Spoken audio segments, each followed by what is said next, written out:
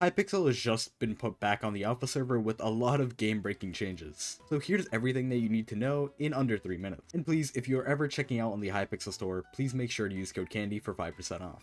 First things first, on the alpha server they have continued to show off the Dungeon Breaker just in one form now, which this will probably be the final form that they release to the main server. Next up, they introduced the Frozen Scoot, which finally makes armadillo pets mythic. This is a huge deal as a long time ago they accidentally added a mythic armadillo pet into the game that still counted for pet score, meaning that if you wanted to hit the max level in the game, you needed to have this bug pet. But now thankfully this is fixed. On screen, I'll go ahead and show what a picture of the armadillo looks like, and as you can see, all it does, it just consumes 10% less energy while tunneling. Kind of clear that they kind of just added this to get rid of this bug that I was talking about before. Another change that they did is they introduced the spider shortbow and the mosquito shortbow, which already was in the game. Basically what this does is for every arrow that you hit an egg with, it goes down by 3 hits rather than 1. But with this update, they actually made the tier 5 Slayer have 4 egg sacs with 15 HP each, making the Slayer just way more annoying. They've also added a new shard into the game called the Catacombs Graduate,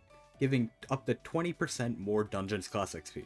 To obtain this, you will get it from Master Mode M2, which I guess finally gives the fuller use. Along with everything, if you do the command /pity, it'll bring up this new menu showing all the pities in Hypixel Skyblock. Some already existed like Trophy Fish and Vanguards, but now there are 3 new ones. We have the Moonglade Marsh, the long-awaited one, we have Hoppity's Hunt, which at 500 chocolate eggs will guarantee a mythic rabbit, and at 2.5 thousand eggs opened you will get a guaranteed divine. It's a lot, but at least you have that guarantee. And finally, a weird one that I guess they added for fun is they also added a Spaceman RNG meter, which at 3,000 NPCs visited you'll get Spaceman, which I honestly think is a little low, but at least it's in the game. There's one final change that I need to talk about, and it's specifically relating to anyone who is an Iron Man. For whatever reason, they actually went through with this feature, and if you are not enjoying your Iron Man, you could go ahead and transfer over your Iron Man into a normal profile. This conversion cannot be undone and it is permanent, and on top of that there's also a 35-day window that you have to wait before it's actually converted, which I think is a little weird.